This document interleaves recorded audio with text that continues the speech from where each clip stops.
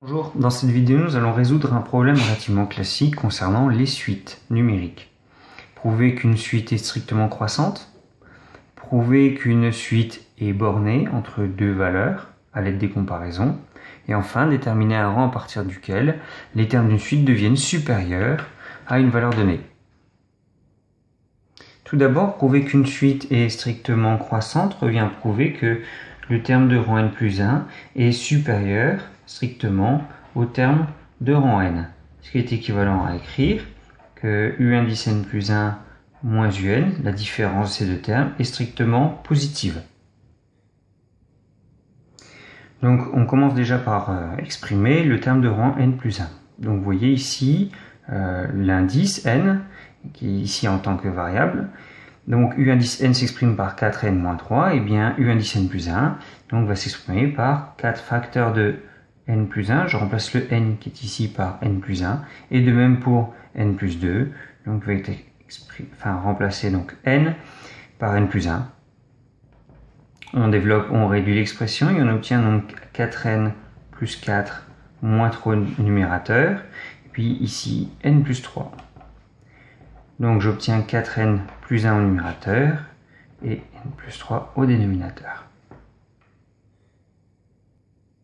Lorsque nous allons exprimer la différence de ces deux termes, donc on aura une différence de deux quotients et il conviendra de les réduire au même dénominateur.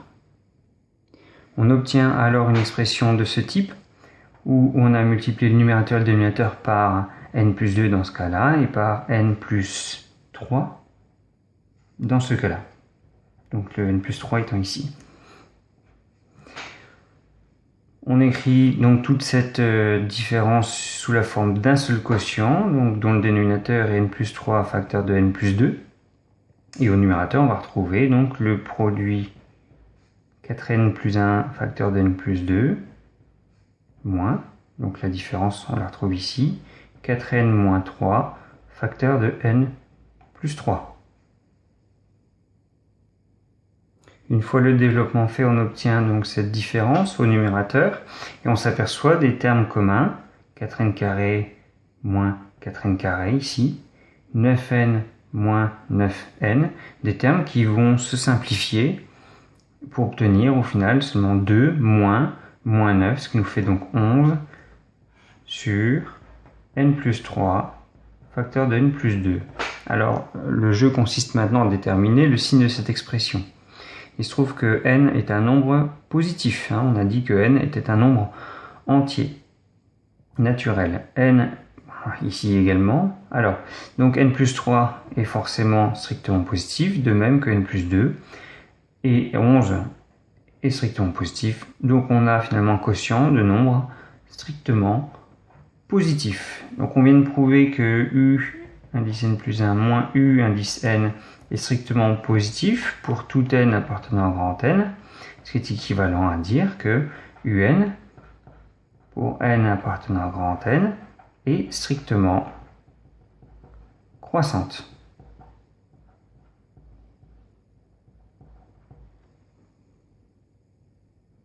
Nous allons maintenant travailler sur l'encadrement de u indice n.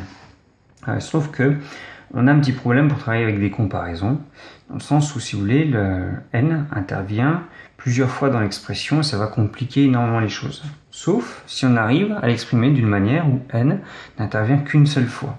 Alors c'est possible, il suffit pour ça de faire apparaître n plus 2 au numérateur. Donc je vais écrire sous cette forme-là, vous allez comprendre pourquoi.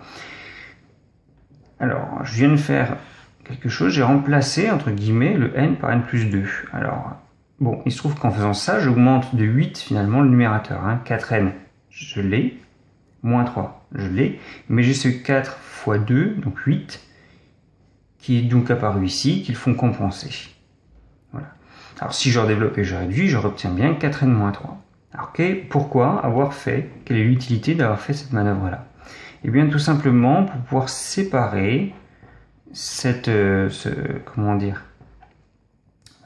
quotient en deux parties, c'est-à-dire que je pourrais l'écrire 4 facteur de n plus 2 sur n plus 2, moins 11 sur n plus 2, et de cette manière-là, je peux l'écrire sous cette forme-là. Alors il y a bien d'autres démarches qui existent, on aurait pu travailler en faisant une identification des coefficients. Ensuite, nous allons nous intéresser à l'encadrement. Alors on sait que n est un antinaturel, il est donc forcément positif. De là, donc, n plus 2 est supérieur ou égal à 2, et vous allez voir que le but c'est de partir de n, de cette condition-là, et peu à peu d'arriver à cette expression-là. Alors là j'ai déjà donc n plus 2, maintenant je vais passer à l'inverse, c'est-à-dire 1 sur n plus 2, et donc inférieur ou égal à 1 demi. Pourquoi? Eh bien tout simplement parce que la fonction inverse est strictement décroissante pour tous les nombres positifs, strictement. On multiplie l'ensemble par moins 11, ce qui revient à changer le sens de comparaison également.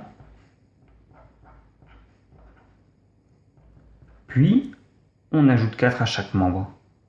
Alors, au passage, une observation qu'il faut absolument exploiter, parce qu'ici on a un encadrement comme vous l'avez vu, eh bien c'est que ce quotient-là est positif, et d'ailleurs strictement positif.